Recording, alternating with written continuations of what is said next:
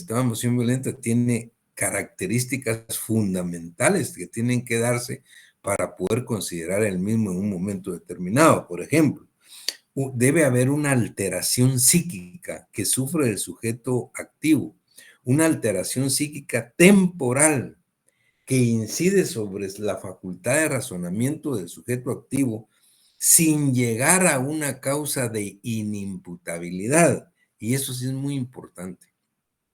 Vean ustedes, aquí estamos hablando de una alteración psíquica que no llega a ser un trastorno mental transitorio. Y esto pues nos estamos siguiendo a la doctrina científica y a la información legal que tenemos de nuestro Código Penal.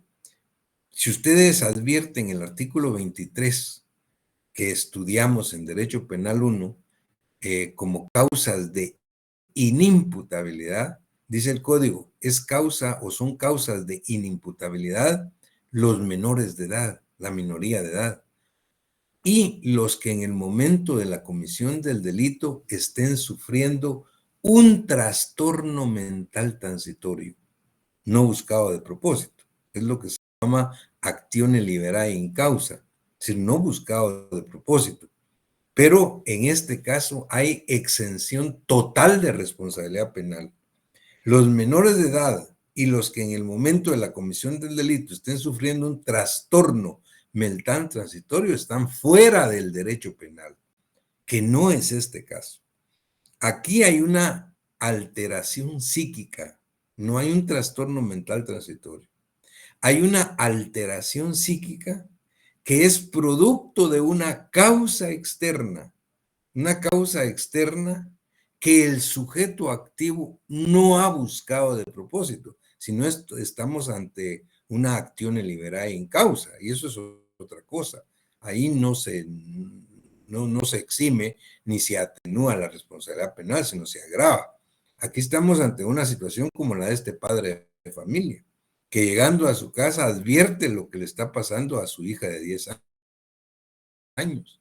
Entonces él, teniendo un revólver en el cinto, lo toma y lo dispara. Ahí, si ustedes ven, hay una alteración psíquica de carácter temporal que incide directamente en la facultad de razonar del sujeto activo. Pero no estamos hablando, insisto, de una causa de inimputabilidad, no estamos hablando de un trastorno mental transitorio. Es indispensable que esa causa externa que produjo la alteración psíquica, pues obviamente no haya sido buscada de propósito y el sujeto activo, oigan, no tenga la posibilidad real y objetiva de razonar tranquilamente o temporalmente. ¿Qué quiere decir esto? Que la alteración psíquica que él sufre se proyecta de tal manera que disminuye la voluntad criminal del sujeto activo, disminuye el animus necandi. En otras palabras, la discusión en la doctrina es, bueno, ¿cuánto debe durar esa alteración psíquica?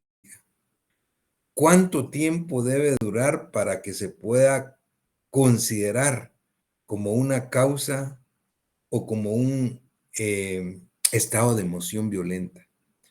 Y esto es difícil decirlo. Es decir, no podemos decir, miren, esa alteración psíquica debe durar no más de 2 minutos, o de 1 minuto, o de 5 minutos, o de 1 hora.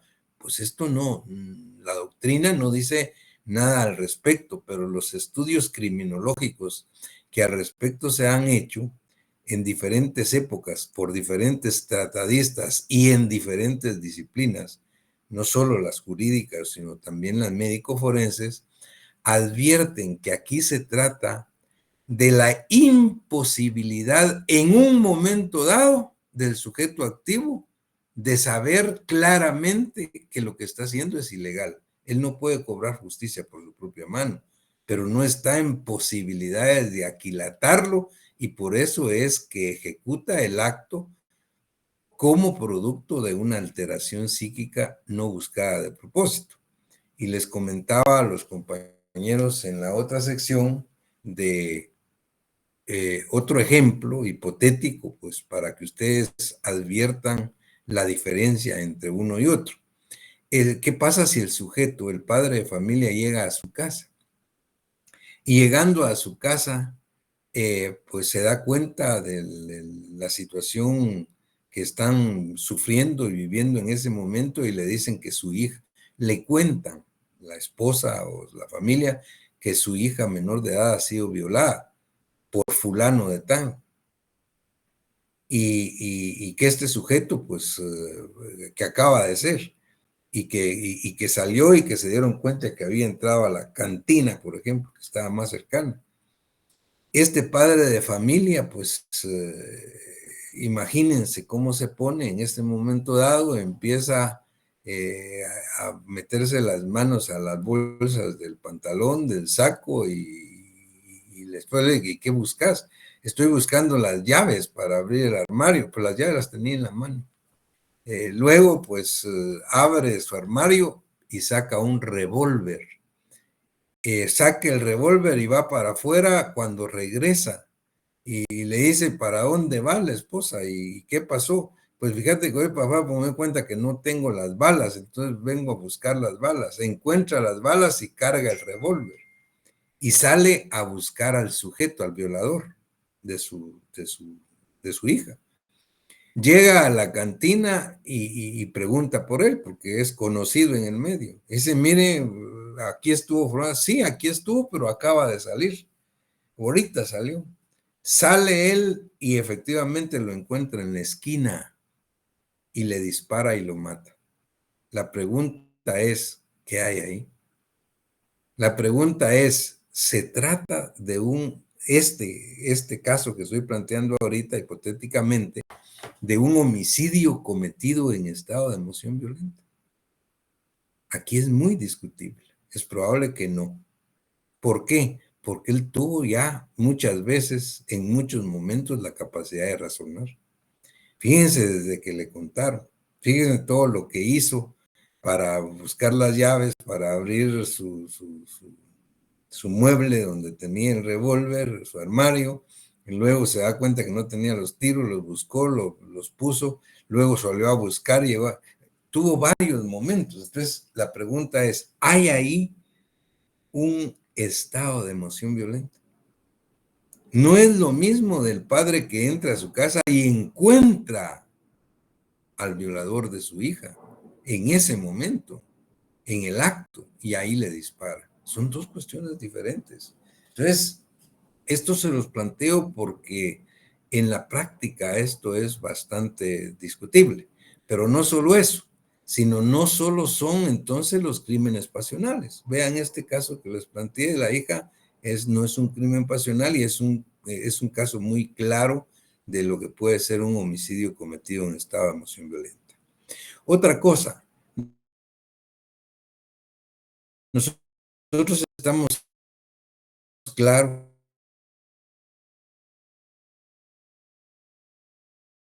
y esto es una cuestión, pues, que,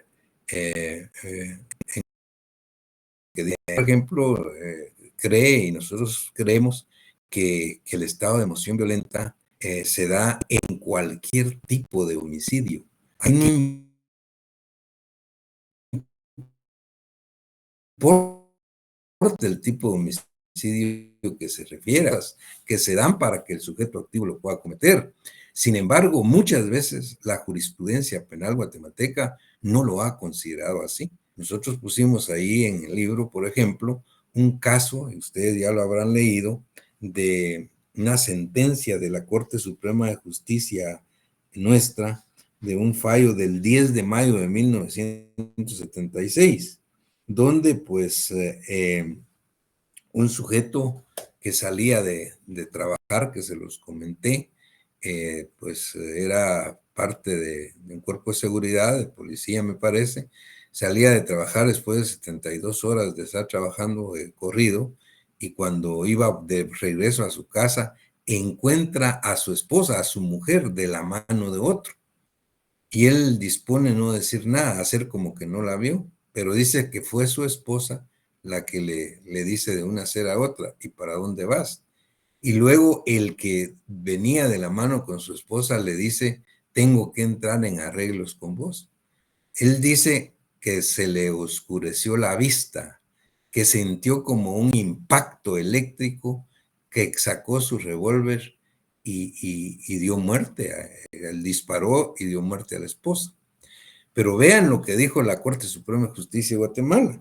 Ahí lo tenemos nosotros y dice en el fallo del 10 de mayo de 1976, la Corte Suprema dijo, a este respecto cabe considerar que si bien es cierto que el Código Penal en su artículo 124 establece que a quien matare en estado de emoción violenta se le impondrá prisión de 2 a 8 años, también lo es que tal precepto se refiere exclusivamente al caso de homicidio simple, pero no a los homicidios calificados que se encuentran regulados en capítulo distinto del mismo cuerpo legal.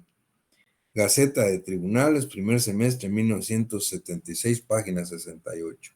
Vean lo que dijo la Corte Suprema acá.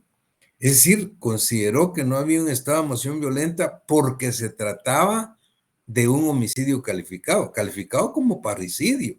¿Y por qué como parricidio? Porque a quien dio muerte fue a su esposa. Entonces dice, bueno, esto es un parricidio. Entonces, el no considerar el homicidio cometido en estado de emoción violenta es muy discutible, porque para nosotros el homicidio cometido en estado de emoción violenta depende de las circunstancias en que se está dando el estado de emoción violenta. No importa en qué clase, en qué tipo de homicidio se da. Ahora, pues las diferencias son muy sustantivas. La diferencia es seria. Imagínense que el homicidio cometido en estado de emoción violenta tiene una prisión de 2 a 8 años.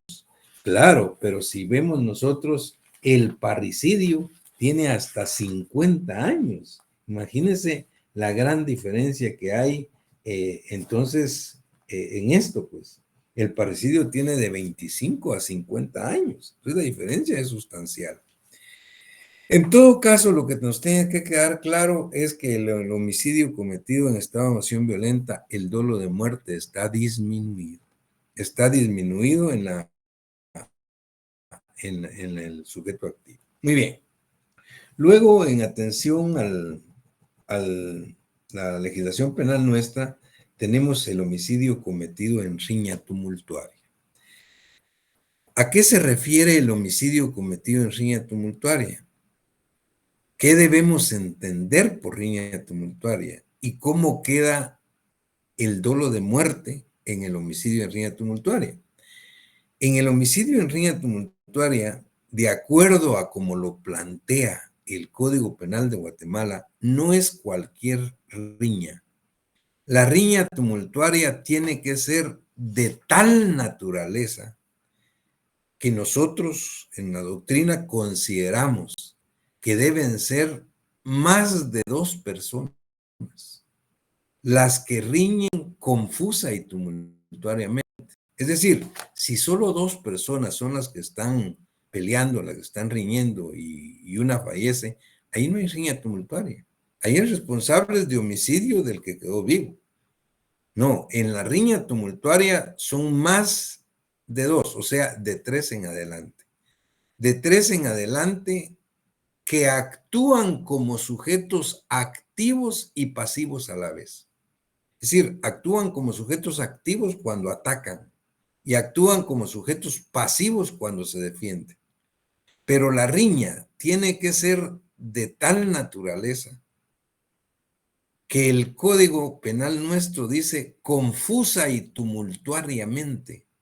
Es decir, que no se advierta claramente quiénes atacan y quiénes se defienden, porque todos atacan y se defienden a la vez. Hay una confusión de tal naturaleza en que todos los sujetos actúan como activos y pasivos a la vez. Pero lo importante acá es que no pueda identificarse a la persona que causó el homicidio, que no pueda identificarse a la persona que causó las lesiones que produjeron el homicidio.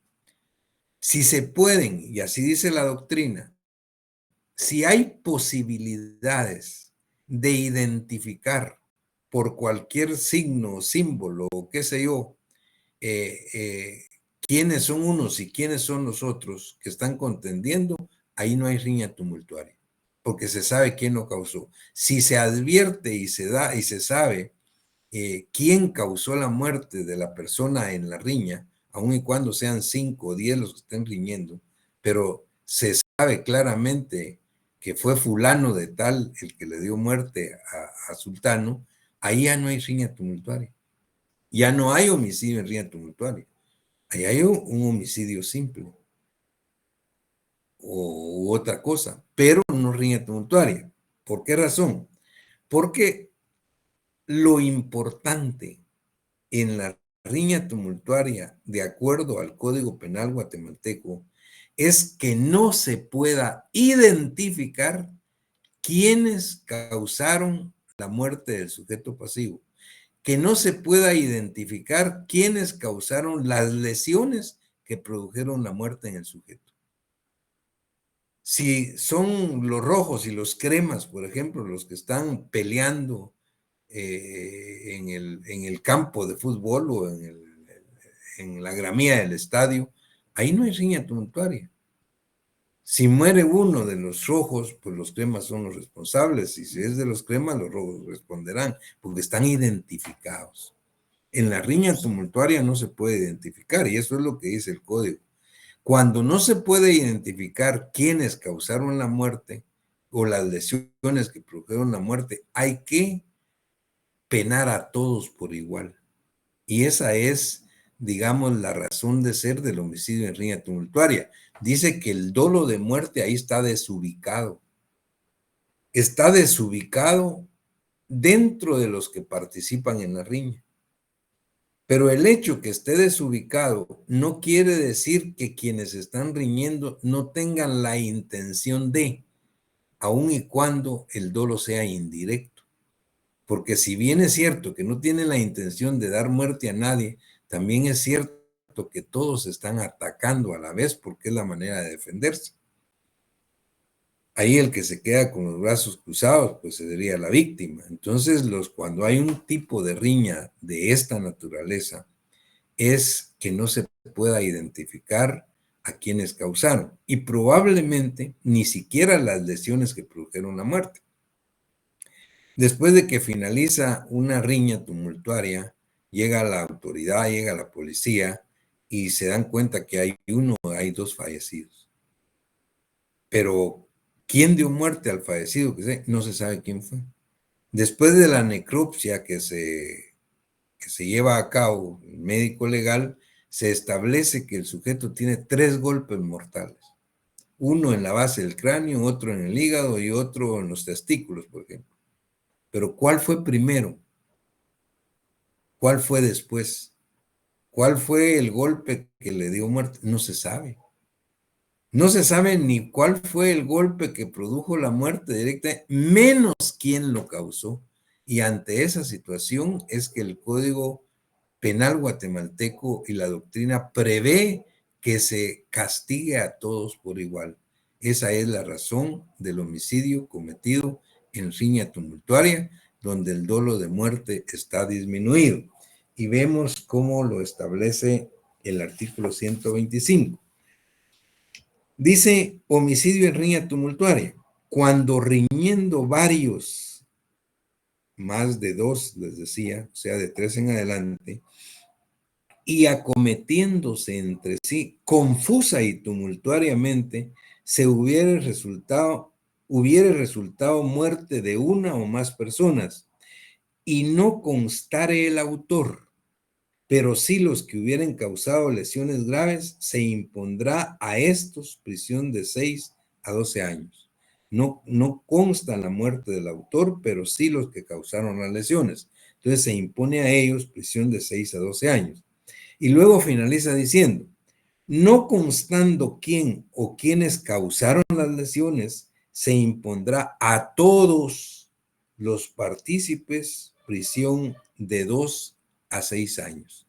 Vean ustedes entonces lo importante acá, como les decía, es que no se pueda identificar a quién causó la muerte al sujeto pasivo. El dolo de muerte desubicado. Muy bien. Luego continuamos con el homicidio preterintencional. Y vean esto, tal y como lo explicaba para el homicidio cometido en estado de emoción violenta. El código no explica qué debemos entender o qué es homicidio preterintencional. El código simplemente dice, quien cometiere homicidio preterintencional será sancionado con prisión de 2 a 10 años. Quien cometiere homicidio, ¿pero qué es homicidio preterintencional? Aquí tenemos que ir nuevamente a nuestro derecho penal 1. Esto lo estudiamos y lo aprendimos en derecho penal 1. En el homicidio preterintencional, aquí se trata de la muerte de una persona, pero allá aprendimos que una conducta preterintencional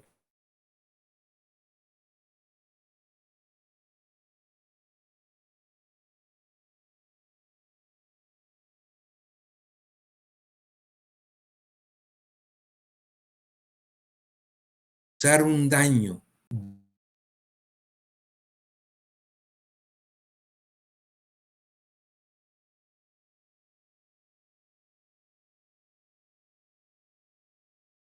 tenía la intención de dar muerte a alguien. Pero, ojo, en las acciones, en las conductas preterintencionales, se tiene la intención de causar un daño. Si hay la intención, hay una conducta dolosa, pero el resultado que se produce es mucho más grave que el sujeto activo quería causar.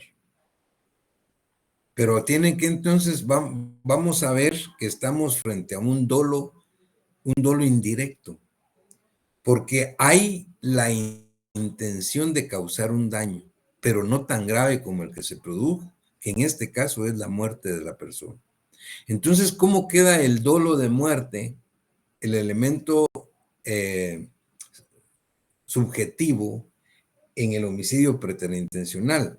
El dolo de muerte aquí está limitado. Está limitado porque la persona no quería causar la muerte del sujeto pasivo. Sí quería causarle un daño, pero no la muerte, que fue la que se produjo. La pregunta es, si no quería causar la muerte del sujeto pasivo, ¿por qué se produjo esta? ¿Cuál es la razón? La doctrina da dos razones. Y en atención a lo que dice la doctrina y la jurisprudencia nuestra, podemos establecer que pueden haber dos razones. Una es por exceso en el medio empleado de parte del sujeto activo y otra es por concausas. Tratemos de explicarlos. ¿A qué se refiere la primera? La primera dice, el homicidio preterintencional se produjo por exceso en el medio empleado. El sujeto dice que no lo quería matar, pero le golpeó la cabeza con una almágana, imagínense ustedes. Se excedió en el medio empleado y le dio muerte. Ahora, esto es muy discutible en la práctica forense, porque si un sujeto da muerte a otra persona golpeándole la cabeza con una almágana, difícilmente va a poder demostrar al juez competente que no lo quería matar. Es como absurdo, pues. Pero, pues, la doctrina dice que una posibilidad es el exceso en el medio empleado, pero hay que demostrarlo. Y es difícil, no es fácil. Pero afortunadamente son los casos los que menos se dan. Los que más se dan son por razones de concausas. El homicidio preterintencional por concausas. ¿Qué son las concausas? Vamos otra vez a nuestro derecho penal 1. Recuerden, eso lo estudiamos y lo aprendimos en derecho penal 1, las concausas. Concausas son circunstancias sobrevenidas que son la causa de la muerte del sujeto pasivo, pero que no puede aquilatar, que no puede manejar el sujeto activo. Fíjense qué importante. Son circunstancias sobrevenidas que no están dentro de las posibilidades de manejar del sujeto activo, pero que finalmente son la causa de la muerte del pasivo. Algunos tratadistas, en algunos libros, cuando hablan de concausas, se refieren muchas veces a la mala suerte. Es decir, se produce muchas veces por mala suerte. Es decir, mala suerte es una circunstancia, dicen ellos, que no está en las manos del sujeto activo poderlas considerar o manejar en un momento dado, pero que finalmente es la causa directa de la muerte del pasivo. Les ponía un ejemplo en la facultad. ¿Qué pasa? Les decía, si dos compañeros de acá del aula, son buenos amigos, no solo compañeros de clase, sino buenos amigos, en un momento dado resultan discutiendo sobre un partido de fútbol del domingo. Y la discusión llega a tal naturaleza que se enojan y uno viene y le trata de abalanzarse sobre el otro y le pega una bofetada en la cara. Ante esa situación se va sobre él y le pega una bofetada fuertemente en el pecho, de tal manera que el compañero cae al piso. Pero ante la admiración de todos y la vista de todos, él ya no se levanta. ¿Y por qué no se levanta? Porque ya no tiene signos vitales, porque está muerto. Imagínense lo que este compañero diría: Dios mío, pero ¿qué pasó aquí, pues? Era mi amigo, somos muy amigos y empezamos a discutir por algo sin importancia y llegamos a los puños, pero jamás quería yo darle muerte, no sabía yo. Lo que pasa es que le golpeé en el pecho, él cayó y ya no se levantó. Entonces, hay un daño mucho más grave que el que quería causar, porque no le quería causar la muerte. Pero después de la necropsia de ley, luego de que se hace la necropsia en el INASIF, el dictamen de INASIF es que el occiso, el fallecido, padecía de un aneurisma en la aorta y usaba un marcapaso que se le había colocado hace un año. Imagínense, pero esa circunstancia no la conocía el sujeto activo. Entonces, esas son las concausas. Son circunstancias sobrevenidas que no dependen de la voluntad del sujeto activo, pero que al final son las que causan la muerte del pasivo. En este caso, obviamente, el golpe que él recibió en el pecho no le hubiera hecho mayor cosa a nadie, pero en él produjo la muerte porque él usaba un marcapaso, porque él tenía un aneurisma en la aorta. Y eso fue lo que le produjo la muerte. Esa es la concausa. Ahora bien, imagínense ustedes que el sujeto activo sí conocía que padecía de aneurisma y que había puesto un marcapaso hace un año y con ese propósito le golpeó el pecho. Ahí cambia todo. Ahí la tipificación cambia radicalmente, porque de un homicidio preterintencional se convertiría en un asesinato. Hay premeditación, hay alevosía, Ya vamos a ver al asesinato, pero me estoy adelantando. Vean los elementos. Entonces, lo que quisiera que quede claro, pues, ¿qué son las concausas? Son circunstancias sobrevenidas, muchas veces producto de la mala suerte. Esta concausa es anterior, pero hablemos de una concausa concomitante, como dice la doctrina, una concausa que se dé en ese momento. Los muchachos están discutiendo, resultan peleando, uno empuja fuertemente al otro y este cae al piso, pero se golpea la base del cráneo en el filo de la banqueta y eso le produce la muerte.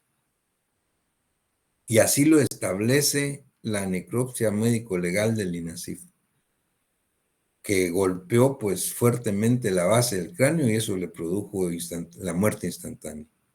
Entonces cualquiera diría, bueno, qué mala suerte, pues, que cayó con la base del cráneo en el filo de la banqueta. Si hubiera caído sentado, no le hubiera pasado nada, pues. Entonces, vean ustedes lo que son las concausas. Son circunstancias sobrevenidas que no puede manejar el sujeto activo, pero que son las que producen la muerte del pasivo. Así es como se dan lo que se denominan homicidios preterintencionales. Muy bien, llegamos rápidamente a lo que es el homicidio culposo del 127. El homicidio culposo, vean ustedes, es el único homicidio en el que está totalmente excluido el dolo de muerte. Por eso se llama homicidio culposo. Ahí no hay dolo de muerte, no hay ánimos necandi, no hay propósito deliberado de causar la muerte del pasivo. ¿Qué pasó entonces? Recuerden su derecho penal 1 otra vez. En derecho penal 1 estudiamos que las conductas culposas son aquellas donde el sujeto activo actúa legalmente, actúa lícitamente. Y actuando legalmente, actuando lícitamente, se produce un daño al bien jurídico tutelado por negligencia, por imprudencia o por impericia. Entonces, ¿qué pasa en los homicidios culposos? En el homicidio culposo no hay propósito deliberado de causar la muerte. Es más, el sujeto activo está actuando legalmente, pero actúa imprudentemente, negligentemente o por impericia. Y por eso se produce la muerte. Les decía yo, hipotéticamente, por ejemplo, si un sujeto llega a una gasolinera con su carro, pide que le llenen el tanque de gasolina, le están sirviendo la gasolina, saca un cigarro y luego un fósforo para encender el cigarro y tira el fósforo y explota. Y da muerte al que está sirviendo la gasolina y a otra persona que estaba ahí. ¿Qué hay ahí? Eso es un homicidio culposo. Un homicidio, él no tenía la intención de darle muerte a nadie. El hecho de llegar a la gasolinera a pedir gasolina, de fumar, de encender un cigarro, ¿no? Todo es legal. Lo único es que actuó imprudentemente. ¿Qué es la imprudencia? Eso lo vimos el semestre pasado. En los casos de imprudencia, el sujeto activo hace algo que no debe de hacer. Hace algo que no debe hacer, contrario a la negligencia.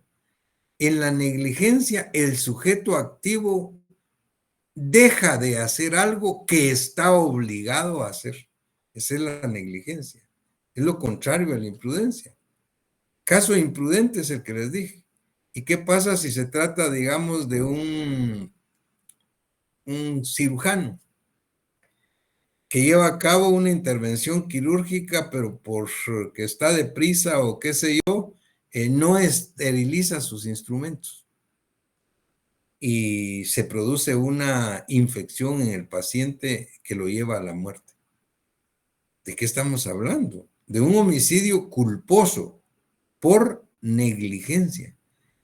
¿Por qué? Porque el sujeto activo, en este caso el cirujano, está actuando legalmente. Y es más, no solo actúa legalmente, sino él estaba trabajando para salvarle la vida a su paciente, para curarlo, no para lesionarlo. Lo único es que él sabía que tenía que esterilizar sus instrumentos, los que iba a utilizar para la intervención, y no lo hizo. Eso se llama negligencia. Y a consecuencia de eso se produce la lesión del bien jurídico tutelado, que puede ser pues, la integridad física, lesiones o la vida en un homicidio. Eso es lo que es entonces el homicidio culposo. Y luego, pues la impericia, que es la falta de experiencia, de pericia. Vean ahorita, pues que tenemos diariamente, lamentablemente, tenemos que decir que todos los días se producen accidentes de tránsito, especialmente con motocicletas. Y entonces muchas veces se dice que pues por cualquier razón pues se han vendido o han comprado motocicletas y las empiezan a conducir sin tener la experiencia o la práctica necesaria. Y esas son conductas legales, pues, el tener una motocicleta, comprarla, el conducir, etcétera.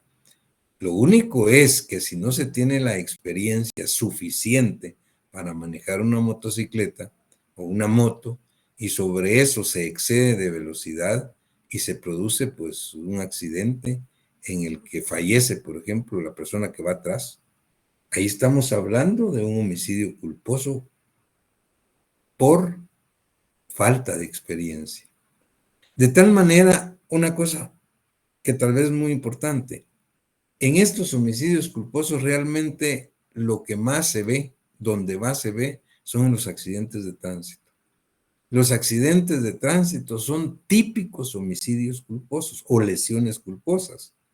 Y los accidentes de tránsito, vean ustedes, pues es una conducta lícita. Y es más, me van a decir, ¿qué pasa si el sujeto que va conduciendo un vehículo, automotor o bicicleta o moto, lo que sea, va en estado de ebriedad o bajo efecto de bebidas de tóxicos, algún estupefaciente o alguna droga? No importa. Aun y cuando vaya en estado de ebriedad o bajo efectos de drogas, no tiene la intención de causarle daño a nadie, ni a él mismo. Pero a raíz de eso se producen los accidentes. Entonces se agrava la responsabilidad penal siempre dentro de un homicidio o lesiones culposas. Agrava su responsabilidad penal si va conduciendo bajo efecto de licor. Y es más, de acuerdo a la legislación penal guatemalteca, cuando se trata de conducir, por ejemplo, transporte colectivo, se agrava mucho más la responsabilidad penal por la responsabilidad que lleva el conductor pues, de un bus, por ejemplo, donde llevan muchas personas con él. Bien,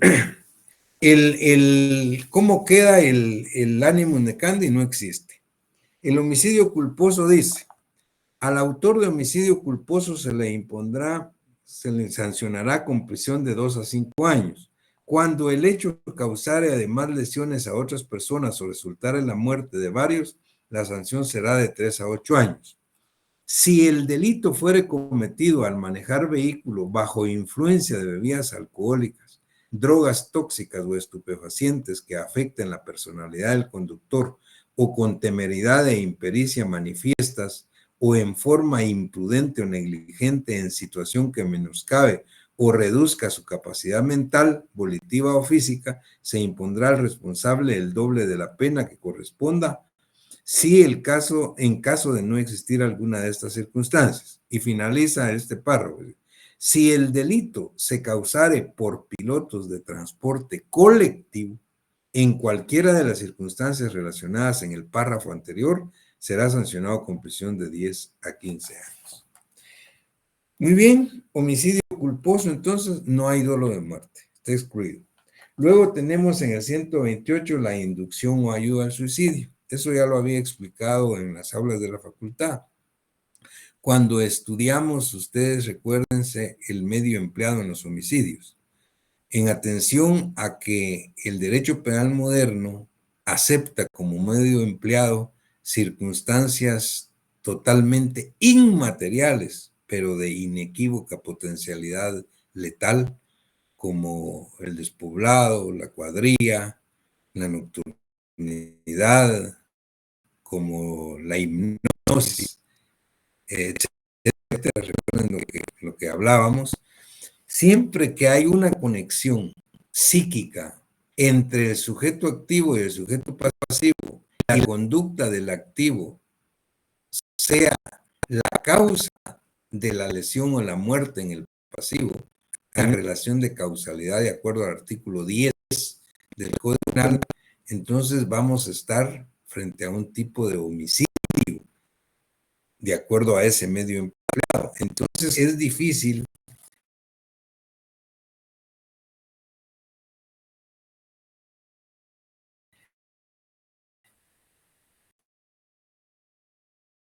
ayuda al suicidio.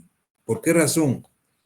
Porque se dice que teóricamente hay inducción al suicidio cuando alguien no ha pensado quitarse la vida por sí mismo, pero otro lo convence de que tiene que privarse la vida, de que se muera, de que se mate. Si él lo hace, la pregunta es, ¿este sujeto va a ser responsable de inducción al suicidio o de homicidio? Y ahí está lo delicado. Es más fácil probar un homicidio por una relación de causalidad, una conexión psíquica entre el sujeto activo y el sujeto pasivo. Él ni siquiera había pensado en quitarse la vida. Ah, no, pero el otro lo indujo. Bueno, si al final lo logra y lo hace, entonces yo no creo que sea responsable de inducción al suicidio. Va a ser responsable de homicidio. Ahora, en la ayuda al suicidio, el sujeto pasivo por sí mismo ya decidió matarse, quitarse la vida, privarse de la vida, pero no tiene valor de hacerlo, entonces pide favor. Le dice a su amigo, mira, me puedes ayudar, yo decidí privarme de la vida, pero no tengo valor de hacerlo. ¿Me puedes ayudar dándome un tiro? Si el sujeto lo ayuda dándole un tiro o inyectándole algo, por ejemplo, la pregunta es, ¿ustedes creen que es responsable de ayuda al suicidio? Tampoco. Es responsable de homicidio. De tal manera, pues, que en atención al medio empleado en estos delitos, es bastante difícil y discutible hablar de inducción o ayuda al suicidio. Luego, el 129 tenemos el infanticidio. Esto sí es muy importante. El infanticidio es un delito, un homicidio privilegiado o atenuado que comete la madre. El sujeto activo es solo una madre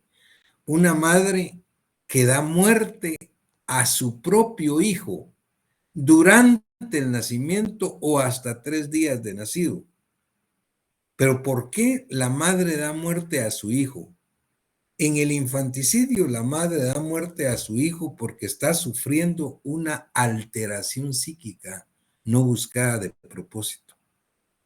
Una alteración psíquica producto del embarazo o el alumbramiento, que finalmente la hace privar de la vida a su hijo, dice, durante el nacimiento o antes de 3 días de nacido. En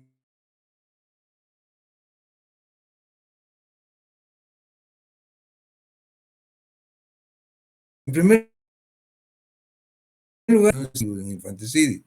El gran problema en la legislación penal nuestra vigente, y es también consideraciones nuestras específicas, es que hay un traslape, puede haber un traslape de tipificación, por ejemplo, en los dos extremos que plantea el código. Dice la madre que da muerte a su hijo durante el nacimiento. ¿Qué quiere decir durante el nacimiento?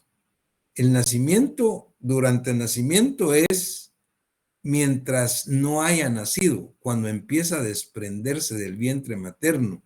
Y esto, pues técnicamente, pues desde el punto de vista médico-legal, se establece a través de lo que son los dolores de parto.